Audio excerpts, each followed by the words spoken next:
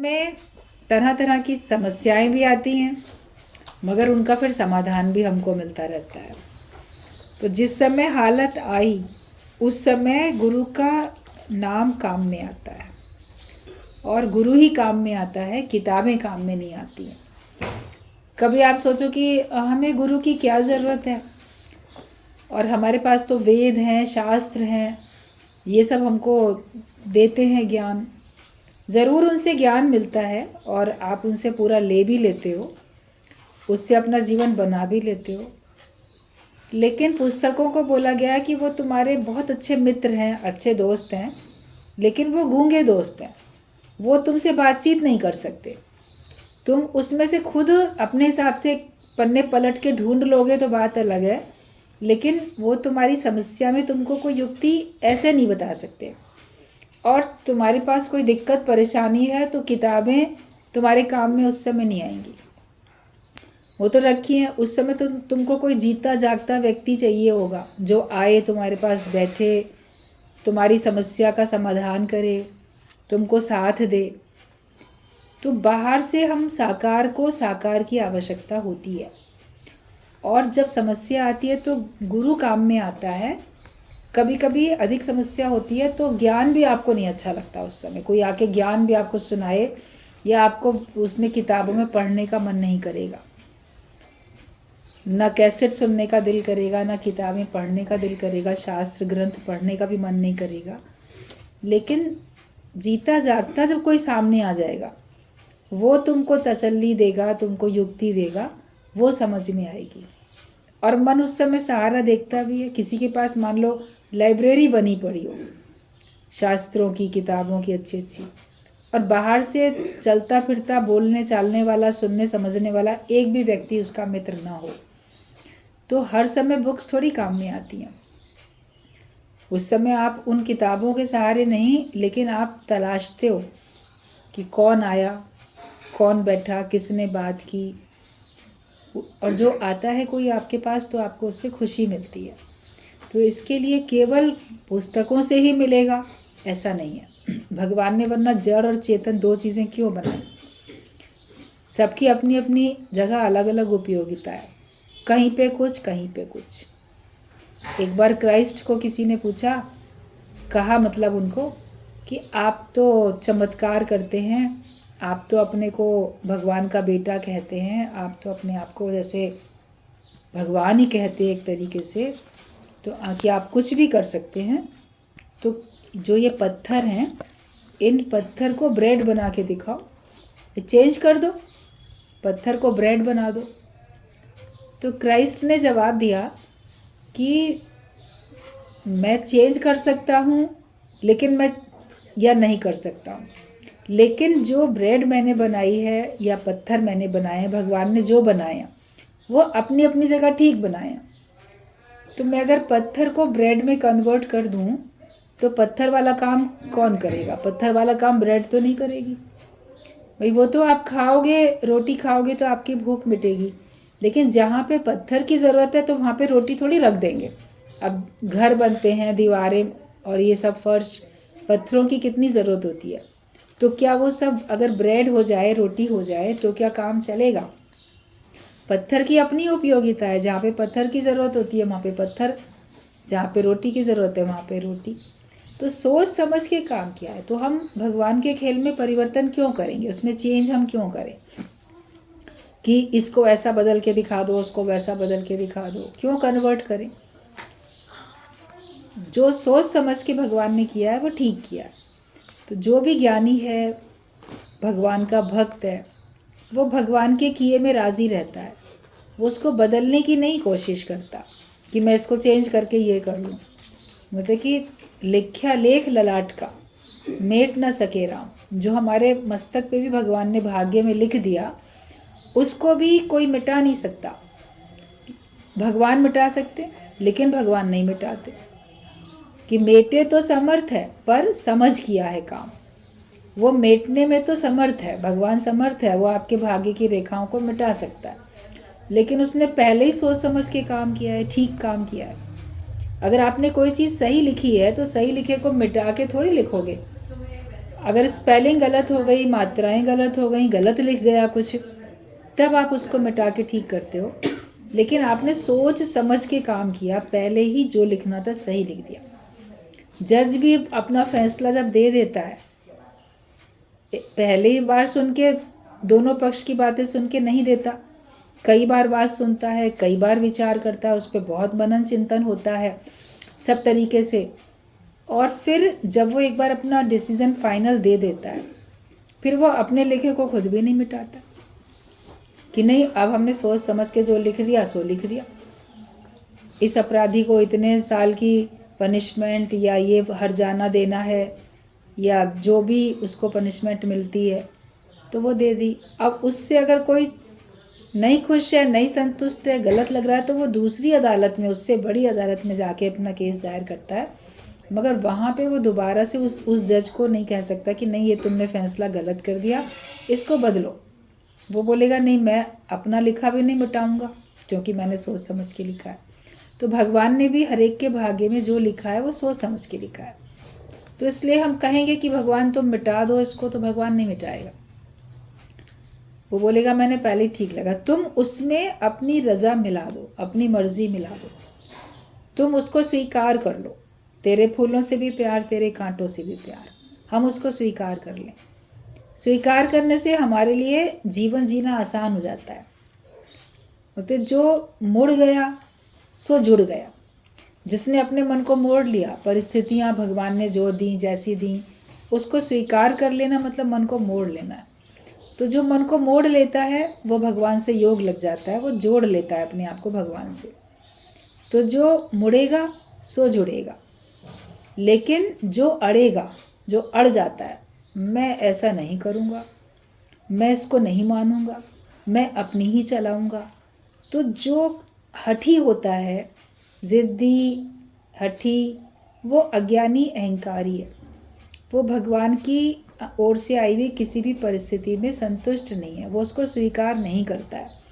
अगर मान लो वो उसको स्वीकार नहीं करता, अड़ जाता है, तो क्या उसकी चलती है? भगवान के आगे उसकी चलती भी नहीं है। मगर उसका मन दुखी हो जाता है, उसका मन परेशान हो जाता है और वो भगवान से और विमुख हो जाता है और अलग हो जाता है। पहले तो वो फिर भी भक्ति भावना में, आस्तिक भाव में जुड़ा हुआ था, भगवान से थोड़ा सा जुड़ा हुआ था, लेकिन अगर उसके फैसले को स्वीकार नहीं करता है, अड़ जाता है, तो कहते हैं कि जो अड़ा सो झड़ा, वो झड़ गया। जैसे पेड़ से पत्ती झड़ गई, तो हमारा मन भगवान से थोड़ा भी जुड़ा हुआ था, जुड़े हुए थे, लेकिन अगर हम उसके जो भी उसकी ओर से आई हुई हमारे लिए परिस्थितियां हैं उनको स्वीकार नहीं करेंगे तो हम ही भगवान से दूर होते जाते हैं और आप नास्तिक होते जाते हो। और भगवान से दूर होने में प्रभु ते भूलियाँ तो व्यापन सभी रोग।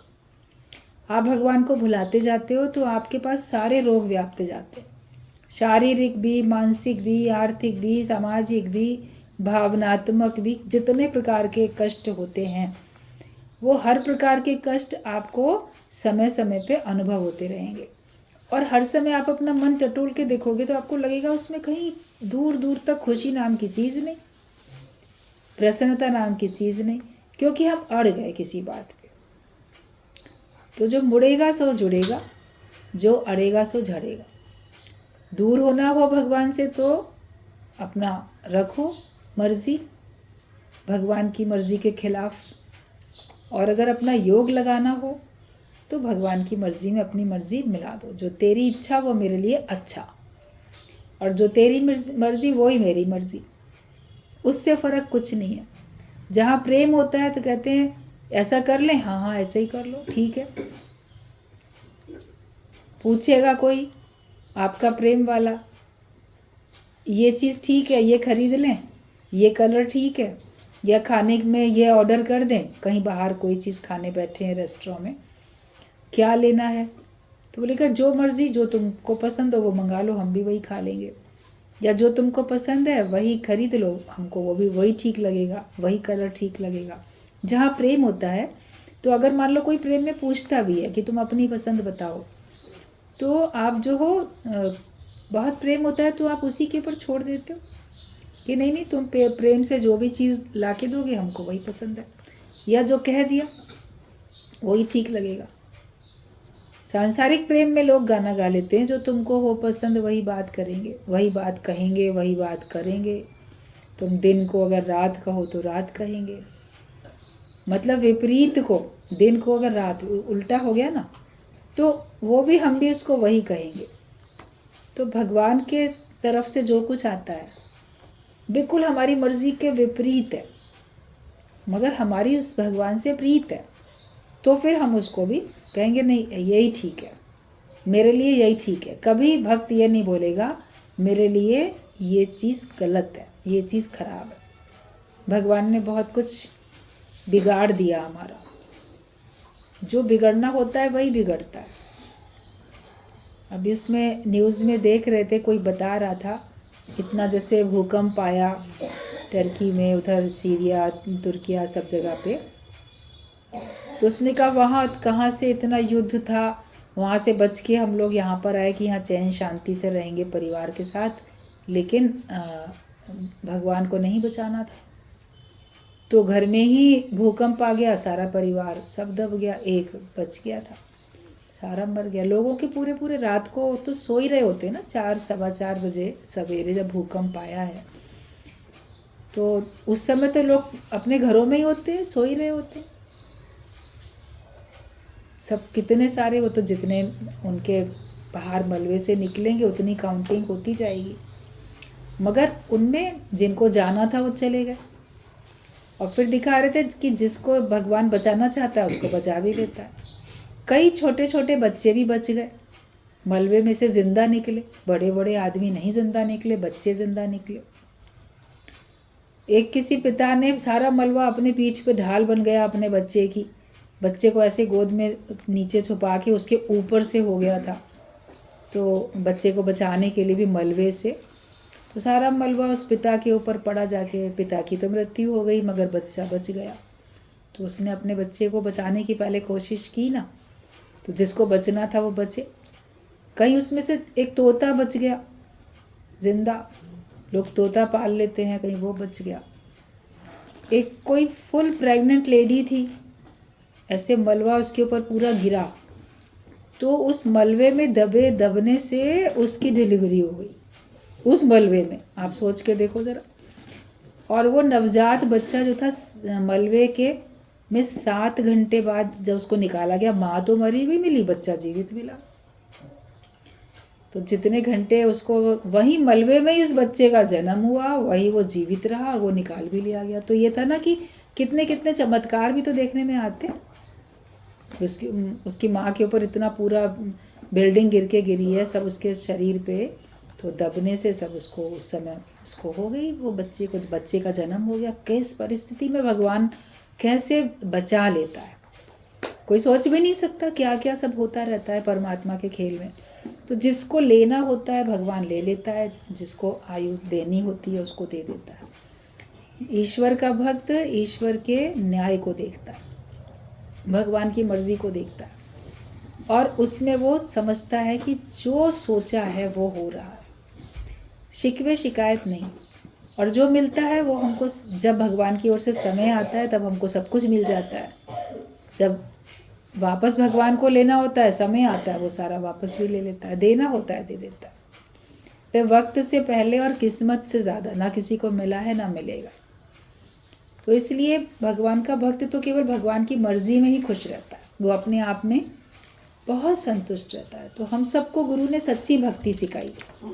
केवल ज्ञान नहीं है, ज्ञान के साथ भक्ति और कर्म सब है। ज्ञानी होने का मतलब है ज्ञानी भक्त बनना, और उसमें खुश रहना, संतुष्ट रहना, अपने जीवन में बिल्कुल भरपूरता का अनुभव करना, अपने को हर समय भगवान से मिला के, योग लगा के एक महसूस करके रहना। तो किताबें काम में बहुत परिस्थिति में नहीं आती। अभी बाहर से मदद की ज़रूरत पड़ती तो बाहर से तो मदद कोई देगा। कोई गड्ढे में गिर जाए तो कोई बोले कि ये करो वो करो, लेकिन कोई बोलेगा कि अरे अपना हाथ दो निकालें, तो उस समय निकालने के लिए तो कोई जीवित ही व्यक्ति चाहिए ना।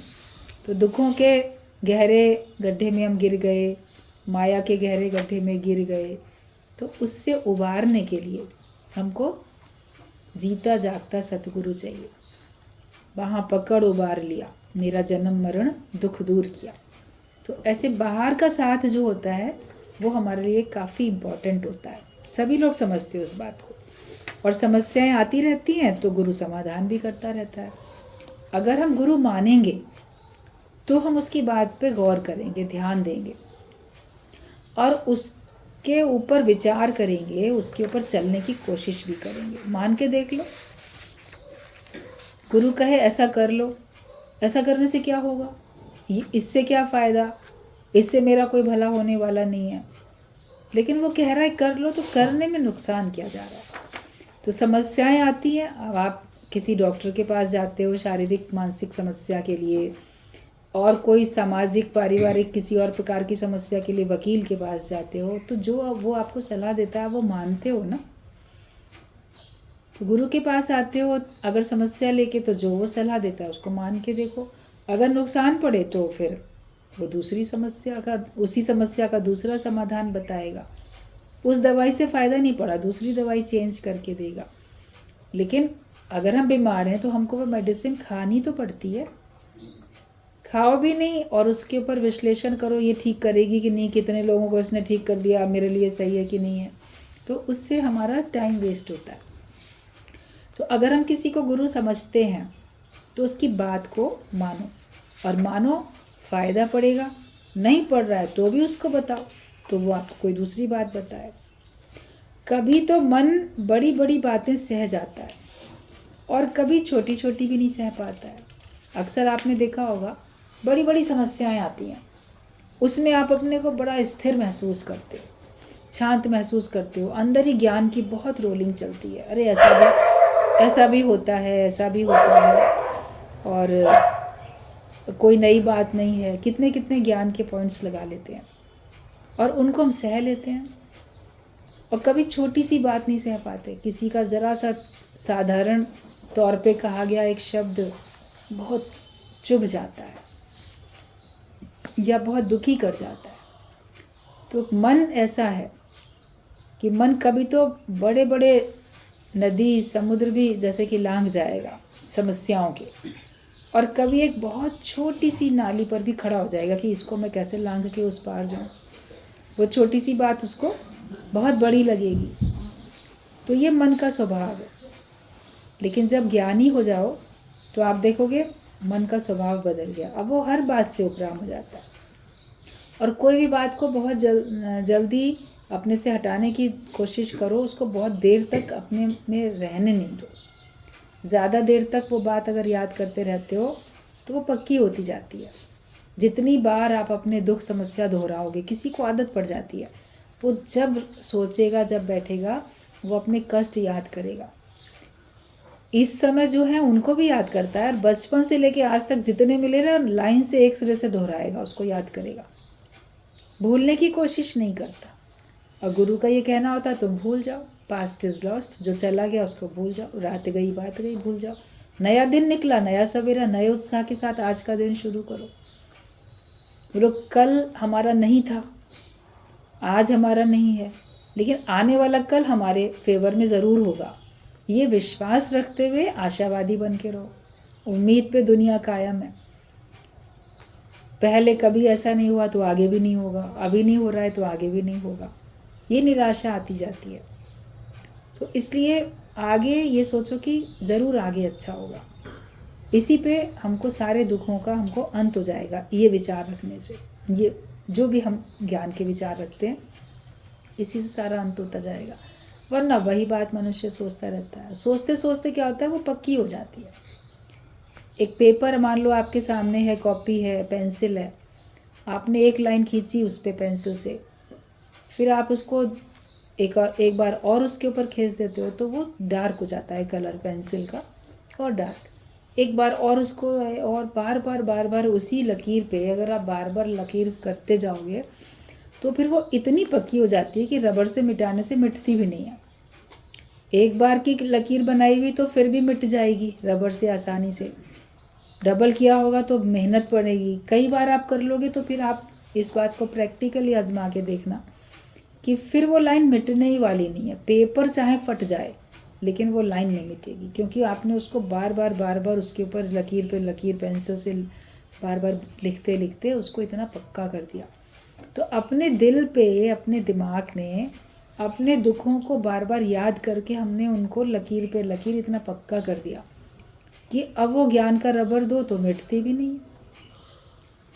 और अगर हल्की भी पड़ने लगती है तो आपको जो रोज़ डार्क करते हो ना याद कर करके, उसको मिटने देना ही नहीं चाहते। मनुष्य अपने दुखों को मिटने देना नहीं चाहता, उसको उस दुख में दुखी होने में सुख मिलने लगता है, दुखी होने में उसको आनंद आने लगता है, वो उसी में कंफर्टेबल फील करता है। अपने दुखों में वो बड़ा अपने को आरामदायक महसूस करता है, इसीलिए वो उनको दूर भी नहीं करना चाहता है। फिर चाहे शरीर रूपी कागज़ फट जाएगा, लेकिन आपका वो जो दिल दिमाग पे लिखा हुआ है ना दुख दर्द, वो नहीं मिटेगा। उसके कारण से जन्म जन्मांतर तक आप शत्रुता, दुख, कर्म का बंधन, कितना कितना सब भोगते चले जाओगे। छूटने की कोशिश करो। ज्ञान भया तो कर्म ही नाश, लेकिन ज्ञान हो जाए तो तुम्हारे सारे कर्म का नाश हो जाए। जिन बुरे कर्मों के कारण से हमें आज कष्ट मिल रहा है, वो ज्ञान की अग्नि में जल के वो भी समाप्त हो जाएंगे, लेकिन हम उनको दोहराएं ना, क्यों बार बार दोहराते हैं। और नए कर्म तो नहीं बनाओ, पुराने आपको पता नहीं, लेकिन नए कर्म तो पता है ना। जो तरकश में तीर हैं उनको तो अब सावधानी के साथ आप छोड़ोगे। कुछ तो आपने ऐसे ही तीर अपने कहीं कहीं डाल के गलत निशाने से कहीं ख़राब कर दिए, तो जो बच गया उसको तो अच्छी तरीके से इस्तेमाल करो। आयु जो बच गई उसको अच्छी तरह इस्तेमाल करो। धन जो बच गया, शक्ति जो बच गई, उसको अब अच्छी तरह से इस्तेमाल करो। बाकी पता नहीं था तो गलत तरीके से इस्तेमाल हुई थी, उसमें हमने कुछ सीखा ही नहीं था, तो दोष भी नहीं है। अपने को भी नहीं दोष दो बार बार, लेकिन ये सोचो कि अब मुझे समझ मिल गई, तो अब मुझे अपना जीवन अच्छी तरह से बिताना है, उसको पक्का नहीं करना है। सुखों को याद करो, तो सुखों को याद करोगे तो सुख पक्के हो जाएंगे, और जब सुख पक्के हो जाएंगे तो फिर आप हमेशा सुखी अनुभव करोगे। आपको दुखों को याद करने की फुर्सत ही ना मिले, आपके दुख थे भी या आपने कभी उनको झेला भी था, उसको भी याद करने का समय ना मिले। अपना योग भगवान से लगा के उसी मस्ती में मस्त रहो। भक्ति की शक्ति होती है, भक्ति में मस्ती होती है। नाम खुमारी नान का चढ़ी रहे दिन रात।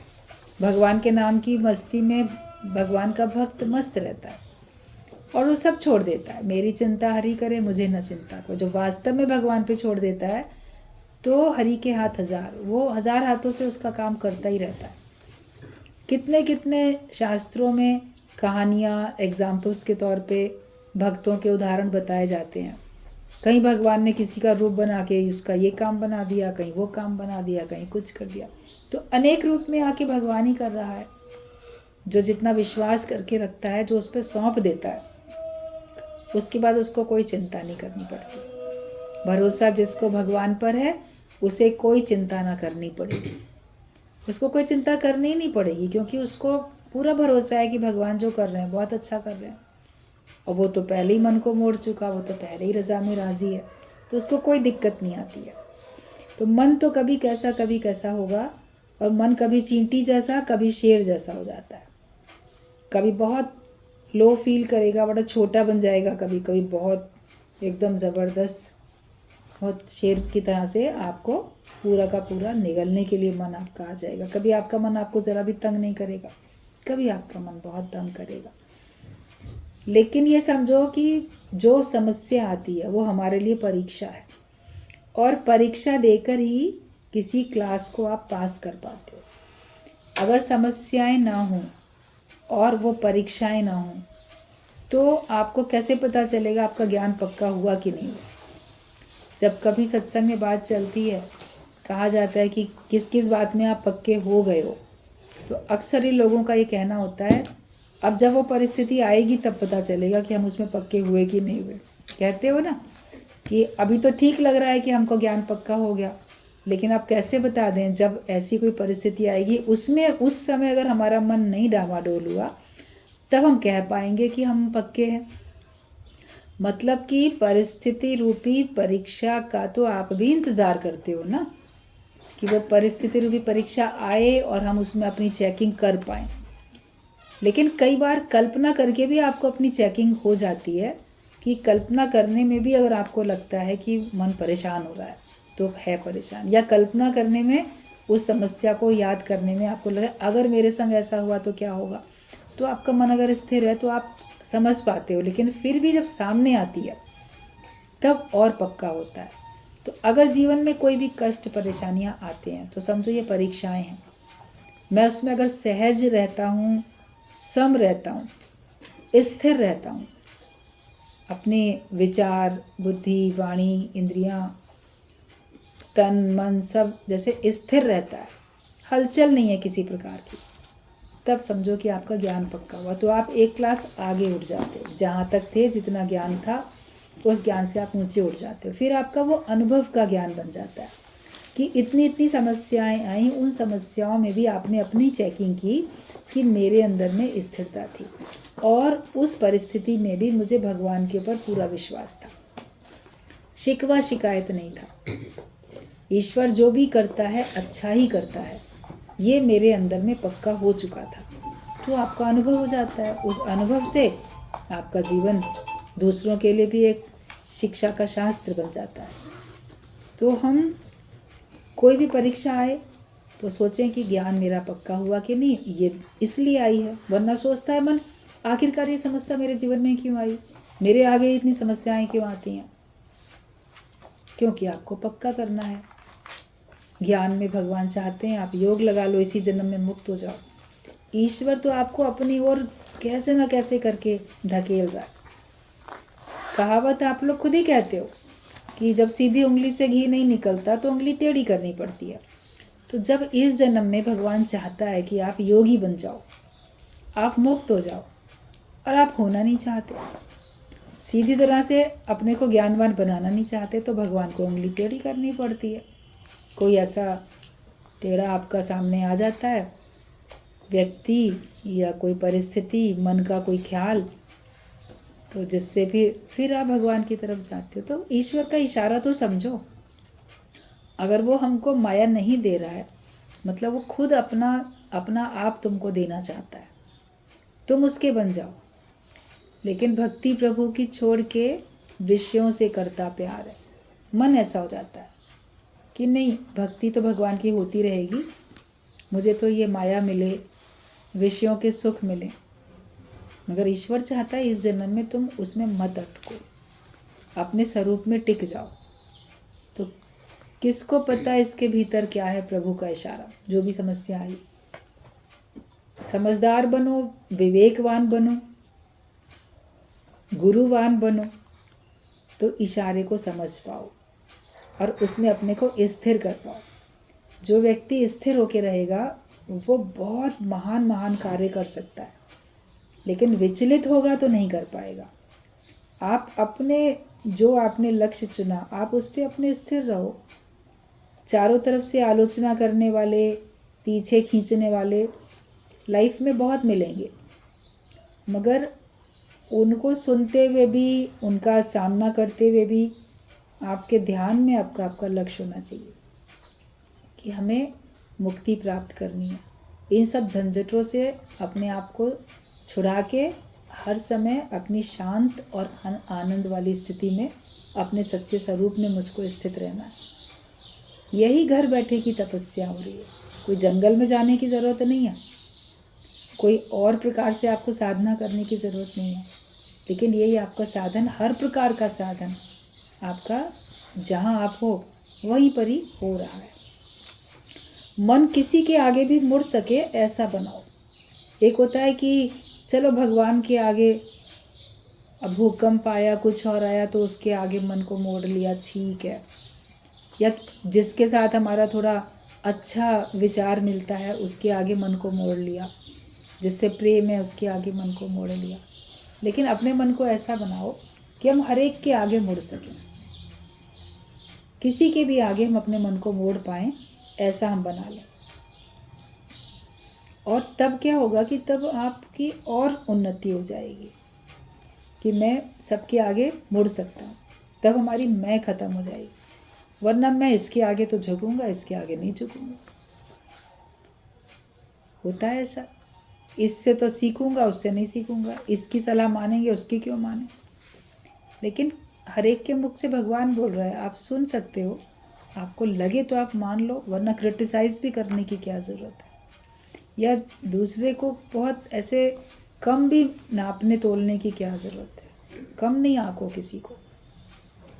कभी किसी की कोई बात कही हुई आपके जीवन में बड़ा क्रांतिकारी परिवर्तन भी ला देती है, कभी बड़ी उन्नति भी हो जाती है। तो इसके लिए हम अपने मन को मोड़ना ऐसा कर सकें हर एक के आगे।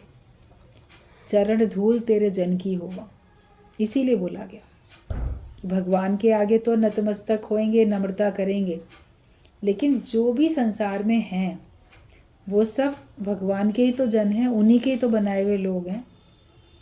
तो हम उनके चरणों की भी धूल बन सकें, मतलब कि नम्रता कर सकें, इतनी झुक सकें भक्तों के आगे भी और किसी के भी आगे।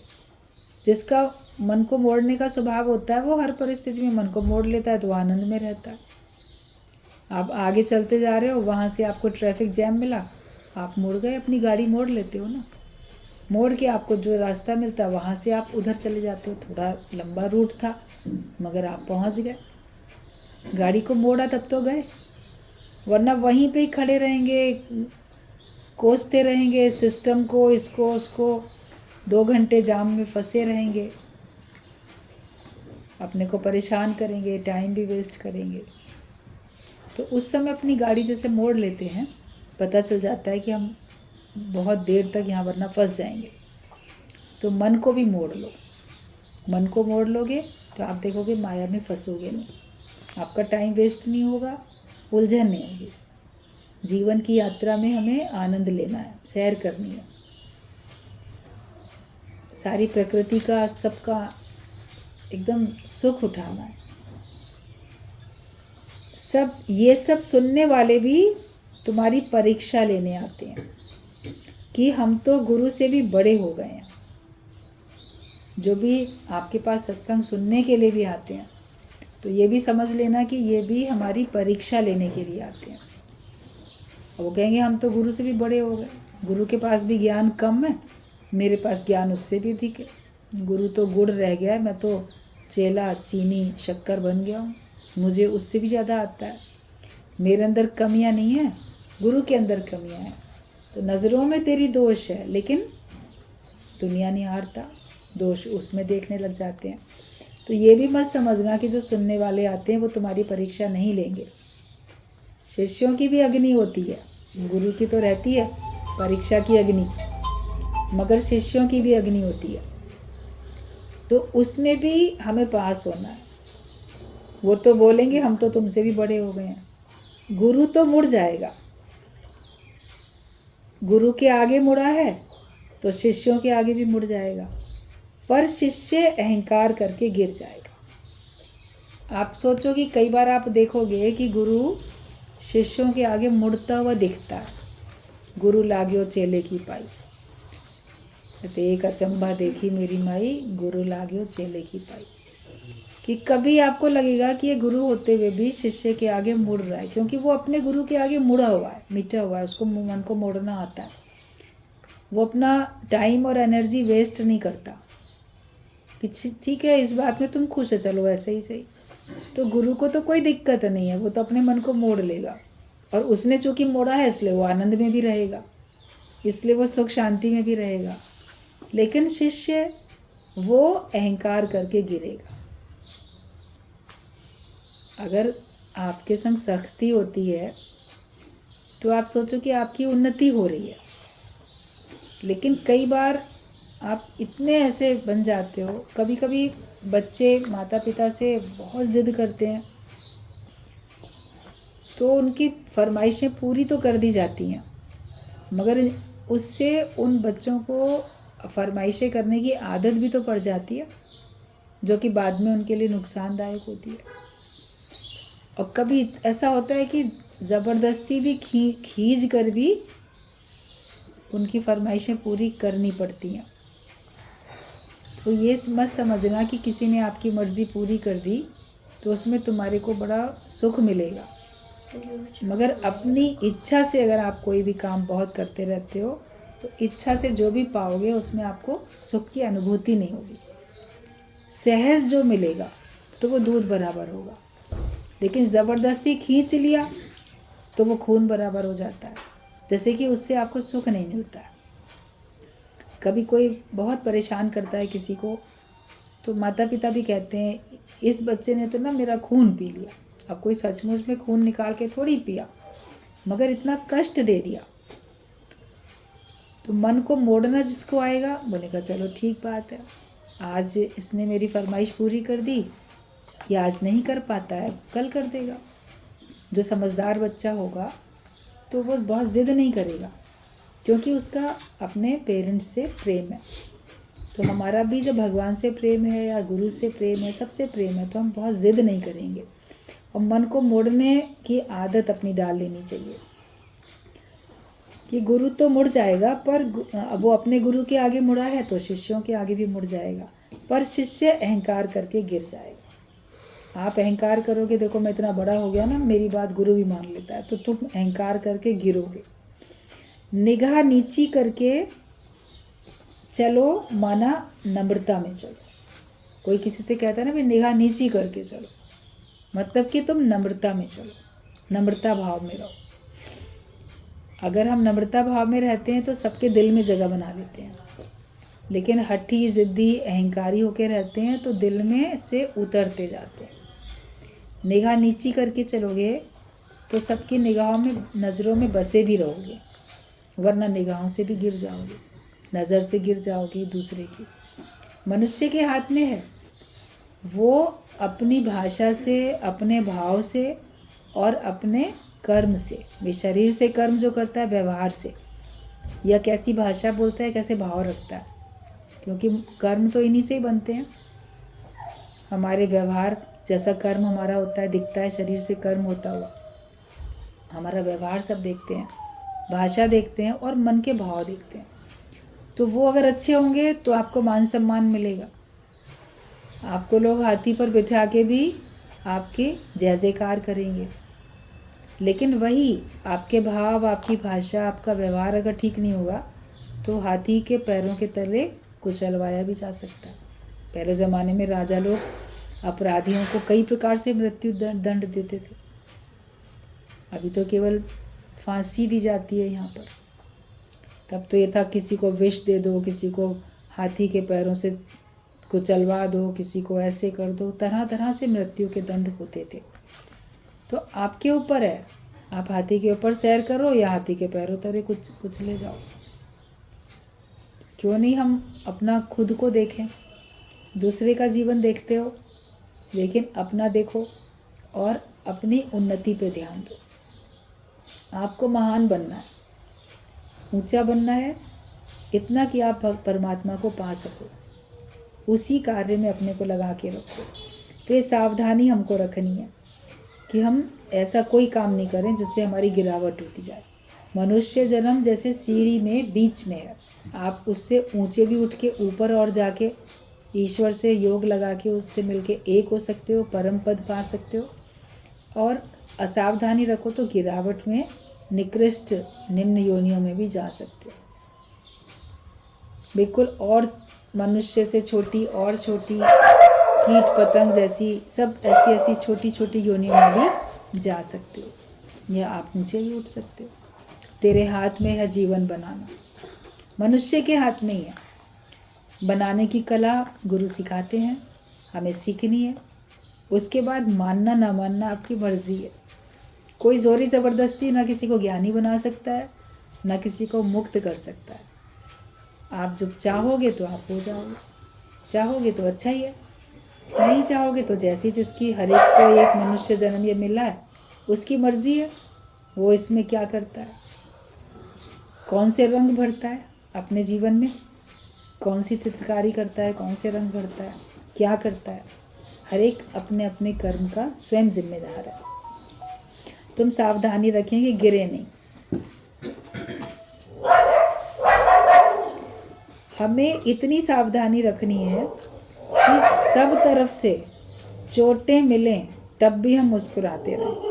मतलब हर तरफ से हमको चोट मिलती रहे, ये मेरा नुकसान करता है, वो मेरा नुकसान करता है, लगेगा कोई भी नहीं जो मेरे तरफ प्रेम का ऐसा नज़र रखता है, प्यार की निगाह रखता है, वो भी मेरे को वार करता है, वो भी वार करता है, इधर से भी चोट लगती है, इधर से भी चोट लगती है।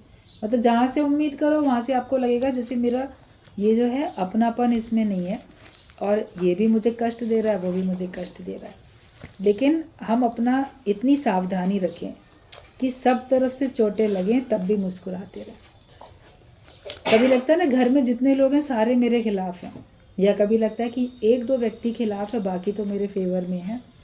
कभी आपको लगेगा कोई भी मेरे फेवर में नहीं है, इससे भी कष्ट है, उससे भी कष्ट है, जिधर देखो तो वो अपने अपने स्वार्थ के कारण से कष्ट दे रहा है। मगर आदत ये बनाओ और सावधानी रखो कि मुस्कुराहट नहीं जानी चाहिए। उसमें भी बल लगाना पड़ता है कई बार, तो लगाओ बल और मुस्कुराते हुए दिखो। आपका गमगीन, उदास, मायूस चेहरा कोई ना देखने पाए, सबको लगे कितना ज्ञानवान है, चमक रहा है इसका चेहरा। ज़बरदस्ती भी गुरुजी बोलते थे कि अगर तुम्हारा मन नहीं है मुस्कुराने के लिए, लेकिन ज़बरदस्ती भी अपने को मुस्कुराने पे मजबूर करो कि नहीं मुझे तो मुस्कुराना ही है। जगत वाले लाख करें बातें दिल जलाने की, मगर हमें तो आदत है मुस्कुराने की, ये पक्का करके बैठो। जो ऊपर से गुरु को नहीं रखेगा वो अंदर से ज़रूर कच्चा ही रहेगा। अगर आप ऊपर से अपने ऊपर किसी गुरु को नहीं रखते हो तो कितने भी ज्ञानवान बन जाओ, कितना भी आपका बड़ा साम्राज्य सत्संग का बन जाए, मगर अंदर से कच्चे ही रहोगे, पूर्णता नहीं आने वाली है।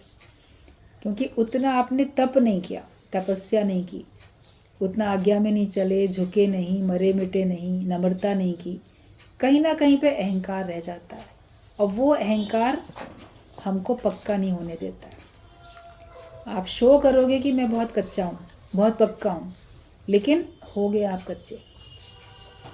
उसका जो भी बड़ा लॉस है वो कोई दूसरा नहीं, तुम ही को उठाना पड़ेगा जन्म मरण के चक्कर में आए। इस जन्म में अगर कच्चे रह जाओगे तो फिर ज़रूर अगला जन्म लेना ही पड़ेगा ना।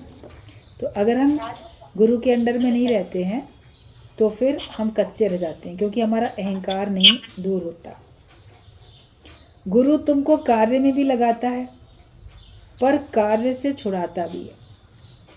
ज्ञान के कार्य में लगाएगा, माया के कार्य से छुड़ाएगा, लेकिन अगर ज्ञान के कार्य में भी तुम कर्तापने में आके अधिकार भावना में आते हो तो वो भी छुड़ाएगा। गुरु हमको सकाम से छुड़ाता है तो कभी वो निष्काम से भी छुड़ा देता है कि नहीं नहीं करना है, बैठो सेवा में रहो। आप बोलोगे नहीं हम तो जाएं, हम तो सुनाएं, हमारे को तो उधर दायरा बनाया है मेरा, मुझे वहाँ जाके सुनाना है, वो मेरे हैं, मैं उनका गुरु।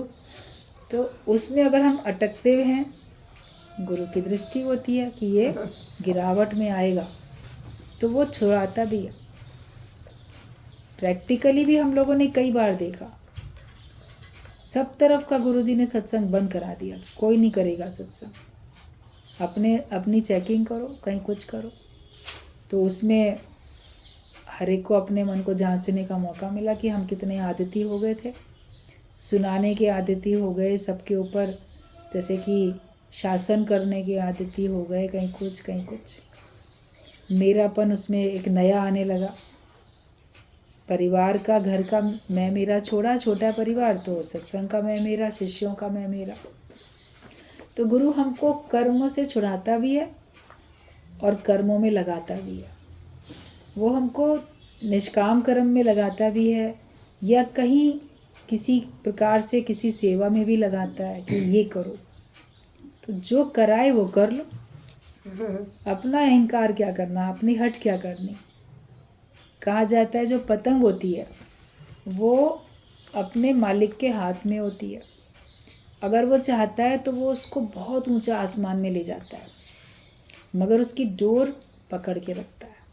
पतंग की वो बहुत ऊंचाई पे आसमान में उड़ती है और सारा संसार उसको देखता है। आसमान में जब पतंग है तो सबकी निगाह जाती है, अरे आसमान में ना बड़ी पतंगें उड़ रही हैं। लेकिन जब वो चाहता है तो उसको नीचे खींच के वापस लपेट के अपनी पतंग को अपने कमरे में अपने पलंग के नीचे भी फर्श पे डाल के रख देता है,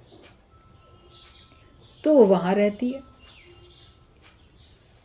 रहती तो अपने मालिक की निगाह में ही है। वो बोले कि नहीं, ये तो मुझे नीचे उतार रहा है, खींच रहा है, अपने कमरे में इसमें पलंग के नीचे फर्श पे डाल देगा, ये तो मुझे वहाँ तो मुझे कोई देख भी नहीं पाएगा। और वो पतंग अगर डोर से कट जाए, अलग हो जाए, तो क्या हालत होगी? फिर तो पता नहीं कट के कहाँ गिरेगी कटी पतंग। सारे दुनिया वाले झपटेंगे उसको लेने के लिए, फट के चिथड़े होके अस्त व्यस्त खत्म। चाहे उसका मालिक उसको आसमान में उड़ाए, चाहे वो अपने घर में ऐसे ही रखे, मगर वो सुरक्षित रहती है, उसकी निगाह में रहती है। और जब वो चाहता है वो फिर उसको आसमान में उड़ा देता है। उसका पतंग का कोई नुकसान नहीं होता। कहीं छोटा मोटा आसमान में उड़ने से, जाने से अगर कोई छोटा मोटा उसका कहीं कट होता भी है तो वो कितने प्यार से उसको चिपका के उसको फिर जोड़ भी देता है, पतंग का जो मालिक होता है। तो हम भी ऐसे गुरु के हाथ की डोर से बंधी हुई पतंग हो जाए, सतगुरु मैं तेरी पतंग, कि हम ऐसे बन के बैठें कि वो चाहे तो हमसे जो कार्य करा ले, नहीं कराता है तो जो करा ले। वैसे भी सब कह चुके हैं, सेवा सुमिरन सत्संग झोली में मेरी भर दे। तो जब सेवा मिलती है सेवा करो, जब कुछ कार्य नहीं है तो मनन सिमरन करो, और वरना सत्संग सुनो। और सारी चीज़ें हमारी turn by turn time time पे होती रहती हैं। कभी सेवा होती है, कभी सिमरन होता है, कभी सत्संग होता है, मिला जुला चलता रहता है। तो हमें गुरु कार्य में भी लगाता है और कार्य से छुड़ाता भी है। वो हमारे अहंकार को तोड़ता है। तुमको अपनी गलती का एहसास होना चाहिए। अहंकार गुरु तोड़ रहा है, हमें अपनी गलती का तो एहसास हो। इतनी अज्ञानता किसी किसी के अंदर में आ जाती है कि उसको अपनी कमी नहीं पता चलती, कोई बताता है तो नहीं पता चलती, उसको इस बात का एहसास नहीं होता कि मैं गलत हूँ, उसको लगता है मैं ही सही हूँ। ज़्यादातर आपने संसार में इस तरह के व्यक्ति बहुत देखे होंगे जो कि बिल्कुल नहीं मानते कि मेरी गलती है, दूसरा ही गलत है। वो अपने आप को हमेशा बहुत सही मानते हैं, जबकि होते तो वो भी गलत हैं।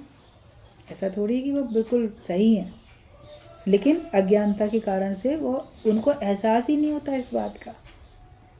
हम भगवान के भक्त हैं, हम ज्ञान सुनते हैं, हमको अपनी गलती का एहसास होना चाहिए।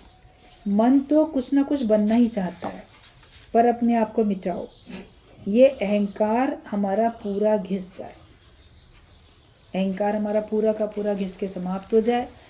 और अगर किसी बात में हमको अहंकार आता भी है, गुरु की कृपा होती है, वो उसको दूर करता है। अगर हम उसको समझ जाएंगे तो निरअहंकारी हो जाएंगे, नहीं तो फिर बड़े बड़े अहंकारियाँ नानक गर्भ गले। वो बहुत बड़े बड़े अहंकारी भी ऐसे मिट जाते हैं जिनको कोई जान ही नहीं पाता। अभी कोई बच्चा गर्भ में ही अगर नष्ट हो जाएगा तो उसके बारे में कोई जान ही नहीं पाएगा, कौन था, कैसा था, लड़का था कि लड़की था कि क्या था, कोई उसको देख ही नहीं पाता है। मतलब कि बिल्कुल वो अपने अस्तित्व में ही नहीं आ पाता है। तो अहंकारी व्यक्ति का तो फिर ऐसा हाल हो जाता है कि उसको फिर कोई पूछता ही नहीं, कोई जानता ही नहीं, तो ऐसे ही नष्ट हो जाता है। कभी कोई आज्ञा दे गुरु, उसको प्यार से मान लो। बुल्ला शाह की बात बताई जाती है कि उसको कहा गुरु ने कि जाओ ज़रा बाथरूम धो दो, पानी डालो और बाथरूम धोया। अब उस समय वो तो बहुत अच्छे बड़े परिवार का, अमीर घर का था, अच्छे कुल जाति का, और उसके साथ में उसके रिश्तेदार थे, होने वाले उसके समधी वगैरह लोग थे। तो उसको लगा कि मैं इन लोग के सामने अगर बाथरूम धोने जाऊंगा तो बड़ी बदनामी हो जाएगी, गुरु ने ये क्या कह दिया कि जाओ ज़रा बाथरूम धो आओ। तो सुन के अनसुना करके बैठा रहा, नहीं गया। वो समझ गए गुरु की इसको अहंकार है, वो उसके अभिमान को चेक कर रहे थे तोड़ने के लिए कि देखें ये, वरना क्यों होता है लोग मुझे क्या कहेंगे, ये मैं तो हमारी आई ना उस समय कि शायद बुरा कहेंगे, ये नहीं सोचते कि लोग ये कहेंगे देखो इतना बड़ा होके भी गुरु की आज्ञा कैसे मान रहा है। अक्सर हम देखते हैं कि जो बड़े बड़े ऐसे संतों के कुछ कुछ आश्रम होते हैं तो वहाँ पे बड़े पैसे वाले लोग भी, सेठ लोग भी वहाँ जाके क्या क्या नहीं सेवाएं करके आते हैं। वहाँ पे मजदूरी भी करते दिखेंगे, अपने सर पे मिट्टी पत्थर ईंटें लेते जाते भी दिखेंगे। वैसे तो बड़े सेठ हैं, ऐसे तो जूते भी पोंछते हुए दिखेंगे, बहुत कुछ करते हुए दिखेंगे, वैसे बहुत है क्योंकि वो सेवा में। तो सेवा छोटी या बड़ी नहीं होती है। सेवा में ये नहीं होता कि ये सेवा फलाने के लिए या उसके लिए, हम कोई सी भी सेवा बस कर सकें, उससे हमारा अहम गलता है। तो फिर जब उसने नहीं माना उस समय तो गुरु ने भी उससे बात करनी बंद कर दी, निगाह डालनी बंद कर दी, जैसे कि नाराज़गी जताई। अब वो तो गुरुवान था, हालांकि उसका गुरु से बड़ा प्रेम था और गुरु ने उसको कह दिया ठीक है अभी सत्संग में आके नहीं बैठेगा। तो भी उसने बहुत यत्न किए और आखिरकार उसने गुरु को रिझा ही लिया। उसको अपनी गलती का एहसास हुआ। अगर गलती का एहसास नहीं होता तो ज्ञान से ही दूर हो जाता, लेकिन गलती का एहसास हुआ कि नहीं मुझे मानना चाहिए था। उसने बहुत तरह के यत्न किए। फिर बाद में किसी ओकेज़न पे आके ऐसे वेश धारण करके गुरु के सामने नृत्य भी किया, किसी नर्तकी से नृत्य सीख के आया। फिर सब चेहरे पे घूंघट डाल के लड़कियों वाले कपड़े पहन के आके रिझाने के लिए। तब फिर गुरु भी हंस पड़े उसकी देख देख के ना, देखो किस तरीके से हमको रिझाना चाहता है, कैसे रिझाना चाहता है। वो फिर हंस पड़े, कहते हैं अरे बुल्लिया तू भूल गया था, चल घूंघट हटा दे, आजा सामने। मतलब कि उसने चाहा कि अगर गुरु नाराज़ है तो मैं उसकी नाराज़गी दूर करूं। और वो कब चाहा, जब उसको अपनी गलती का एहसास हुआ। तो हमें भी अपनी गलती का एहसास हो जाए कि कब मैं क्या गलती कर बैठा या मैं क्या गलती कर रहा हूँ, और सावधानी की आगे मेरे से कोई गलती होने ना पाए, तब फिर आपका योग लगेगा। वरना तो यही छोटी छोटी बातें फिर भटका देती हैं, पता नहीं कितने जन्म तक भटकाती हैं। ये भी नहीं कोई कह सकता कि न जाने कब तक हम भटकते रहेंगे। तो अब दूसरा जन्म ना मिले, इसके लिए हम लोग को सबको सावधानी रखनी।